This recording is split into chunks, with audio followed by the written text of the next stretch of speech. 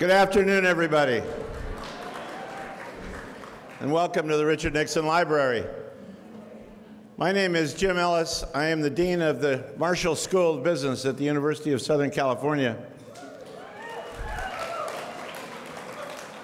And it's my pleasure today to introduce our guest. I had the pleasure of introducing Dr. Benjamin Carson about 20 years ago at an event where he spoke. And I must admit, of all the speakers I've heard in my life, I was the most mesmerized by what he had to say. And that continues to what he's talking about today and his passion for our country and for education. And so it's really a privilege to introduce him. He is truly the foremost pediatric neurosurgeon in the country. His story of his life, many of you have seen on the movie that was done and have followed him, and if you haven't, I would suggest you do because it is an extremely compelling story. And without further ado, I will introduce Ben, but we're going to go out behind the curtains this way, is the way we'll go out for the book signing, so that the people that came into the room first will be able to go out first. So we're operating on what accountants call a first in, first out strategy. So if you can help us live with that, that'll be good. Otherwise, the SEC will have us in trouble. Anyway, without further ado, let me introduce you to Dr. Benjamin Carson, please.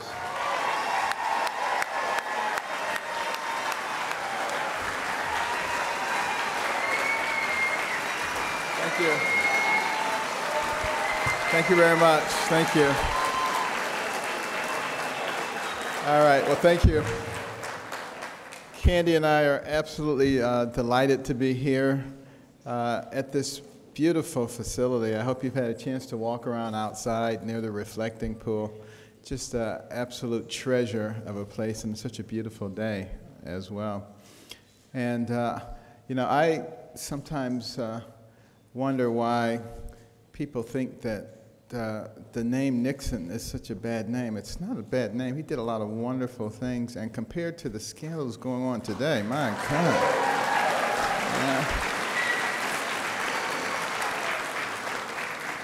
So I hope you'll get a chance to go through the library.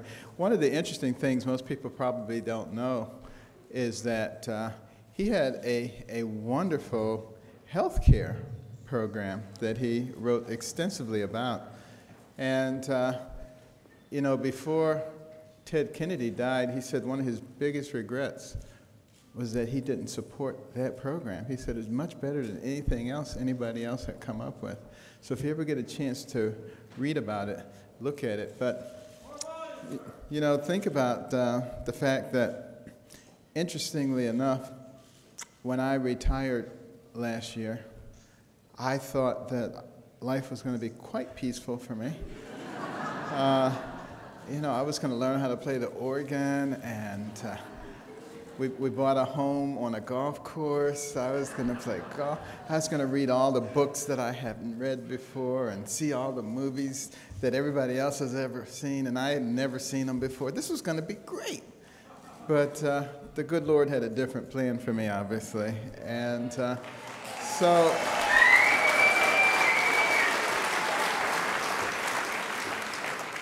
But one of the things that really piqued my attention, of course, was the Affordable Care Act. That's in quotations, by the way. Because what is the most important thing that a person has? Their health and their health care. And, you know, the last thing you want to do is put the most important thing you have in the hands of some faceless bureaucrat who really, in many cases, doesn't even care about you.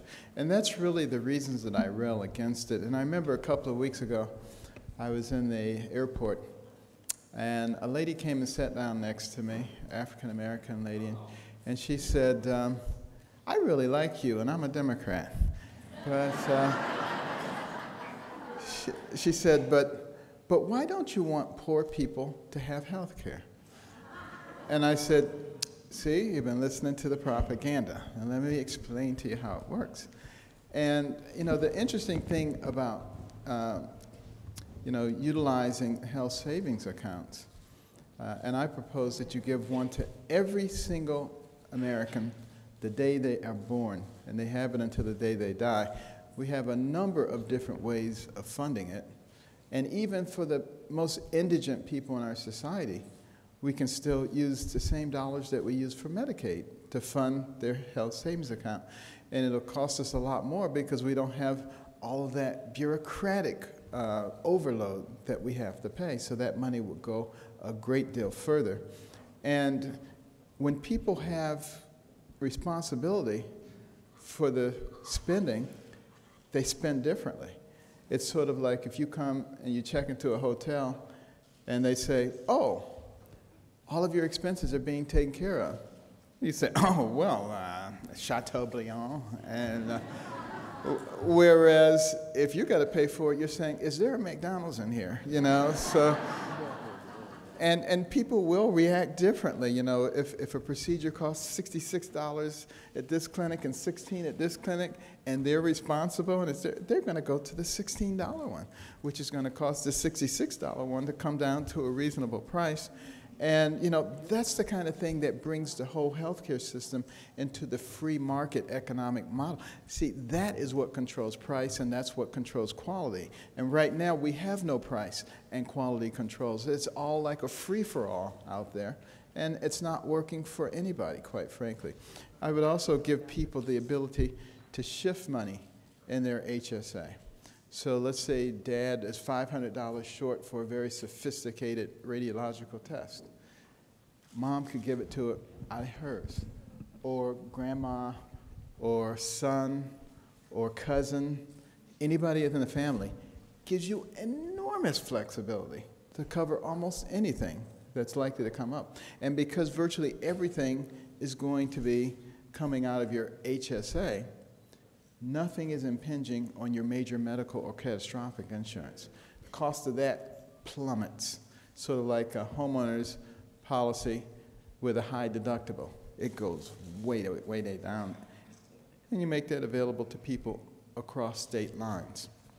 And all of a sudden, you're talking about something that is eminently affordable. And the other thing is, everybody is the same. Your health savings account is just as valuable as your health savings account. Doesn't matter if you're Bill Gates or a bum on the street. Everybody's the same. It gets rid of the two-tiered system. That's one of the things that helps with all the health disparities that are going on. These are the kinds of things that we have to be talking about in America. We don't want any favorite groups. We don't want any groups that are dumped on. We don't want to pick and choose the laws we want to enforce, and we want to put the Constitution back on the top shelf. That's what makes a difference.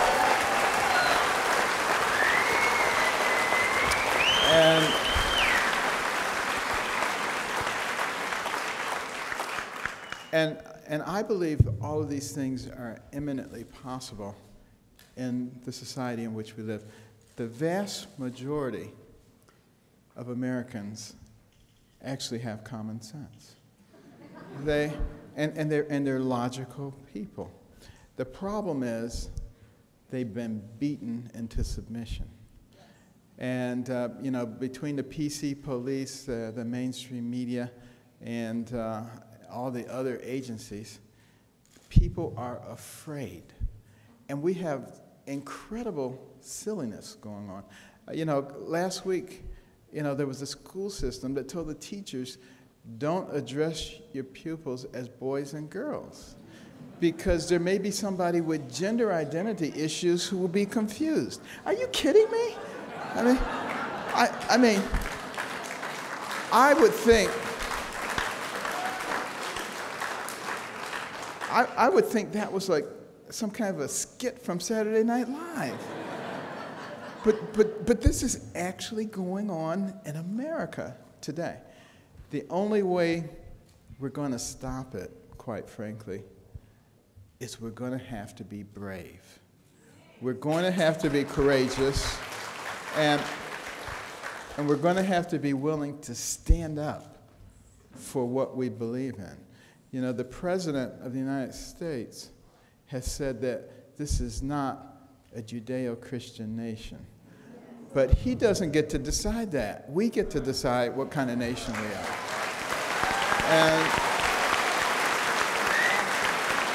And we get to decide on what our values are and what the principles are that drive us.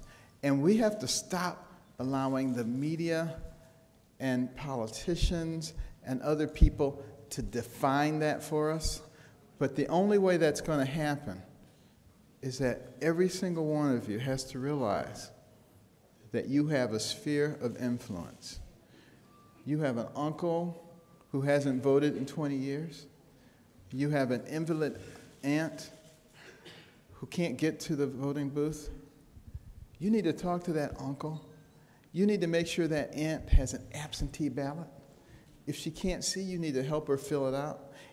Get all of those people out there who are missing in action and help them to understand that they are essential to the type of government that we have, where the people are at the pinnacle, but the people can only exercise their power if they are informed. They must be well informed. And when we have well-informed people who are engaged, that's when the system works the way it's supposed to. Because you see, our government is supposed to conform to the will of the people, not the other way around.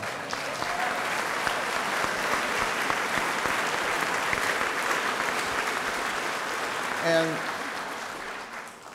you know, I am 100% convinced that we do have within our own selves, we the people, have the ability to make the change. Thomas Jefferson said, sometimes the people will go to sleep and bad things will happen. But when it gets so bad, the people will awaken. Well, guess what? It's time to wake up now. You know, we're there. We're there.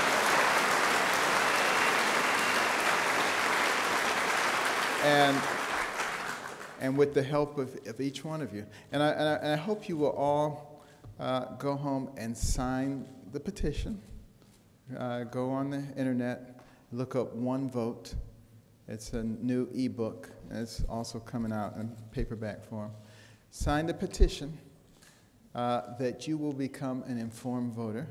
And when you sign it, you get a free copy of the book, of the ebook, which gives you further information, tells you who your representatives are, how they voted, not how they said they voted, but how they voted, and what their record is and where they fit on the whole philosophical scale, where you fit on the scale.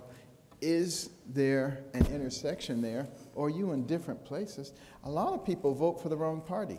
They vote for people who are totally against the very things that they believe, because they do it out of habit, they do it because, you know, that's what they think they're expected to do. But, you know, we're made in the image of God, and He gave us brains so that we could think for ourselves, you know?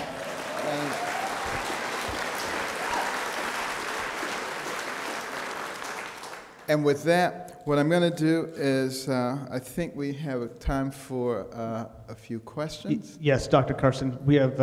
I'm right to your left here. Where are you? In front of you. Right here. In front of you. To your left. Oh. We have time for two really quick questions. Then we'll get into this book signing. You can see that there's a lot of you. I'm going to ask that you all exit the curtain behind Dr. Carson. Follow our docents. They will escort you out to our gardens and ultimately up into our great room where we're going to do the signing. Our first question comes from a 10-year-old, Nathan Hoxie. Nathan, what's your question? How can I become a brain surgeon and lead the country like you're going to? How can I become a brain surgeon and lead the country like you're going to?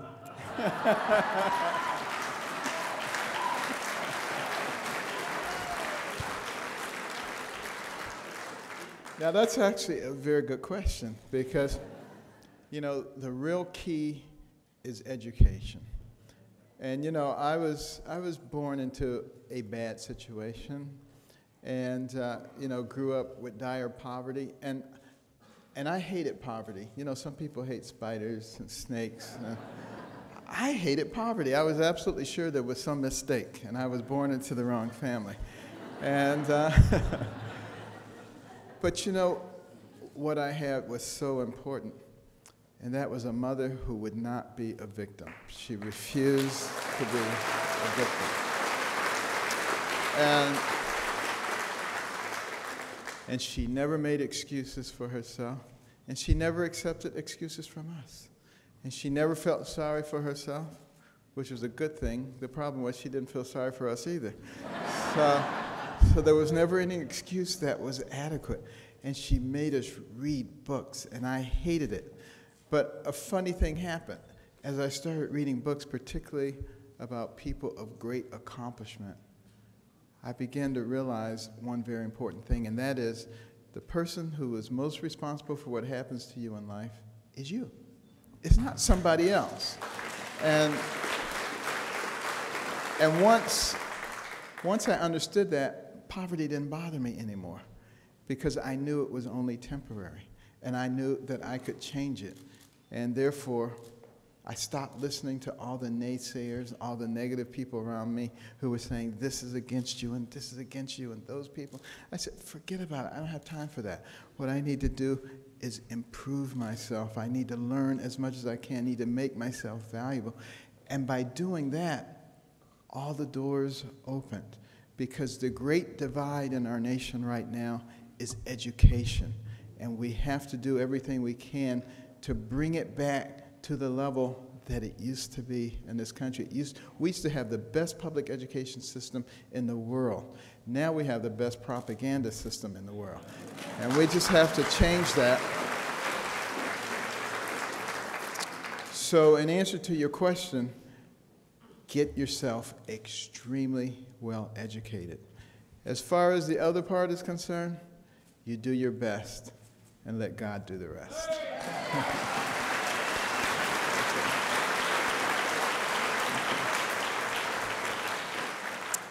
Our next and last question is coming right here. Hi, Danny Espinoza. First of all, thank you for coming onto the scene when Washington politics, the canvas is full of corruption and greed and just partisan. My question is with Washington politics being a fraternity of closed memberships, if you run as an independent, what do you think that would do to the Republican vote if you don't get the Republican nomination? Okay. Well, first of all, I would never do that because I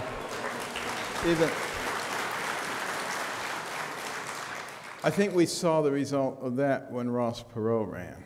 And so you don't want to fracture the vote. So if I ran, I would have to run as a Democrat or Republican.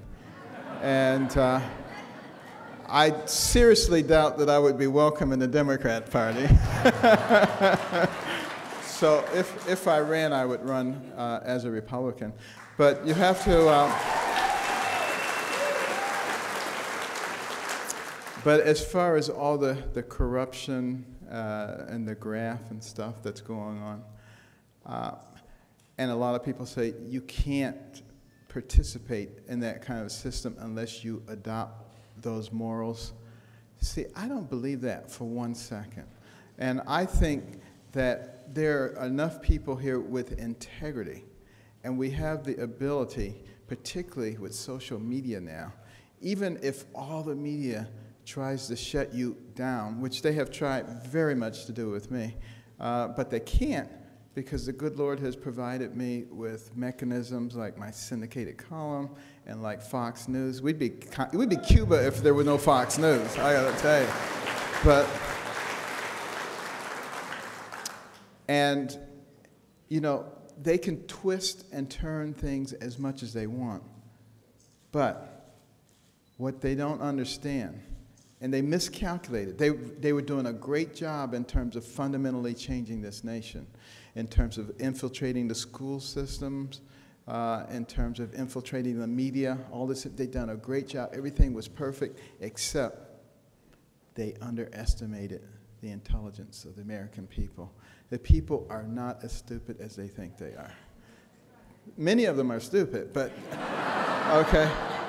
But I'm talking about overall.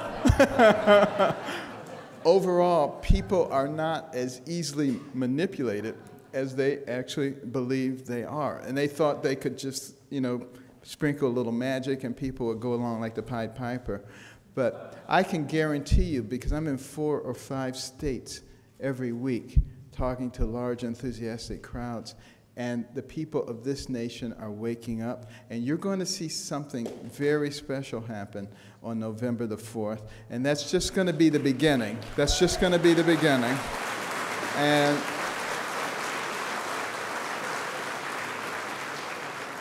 that will have to continue to build until 2016.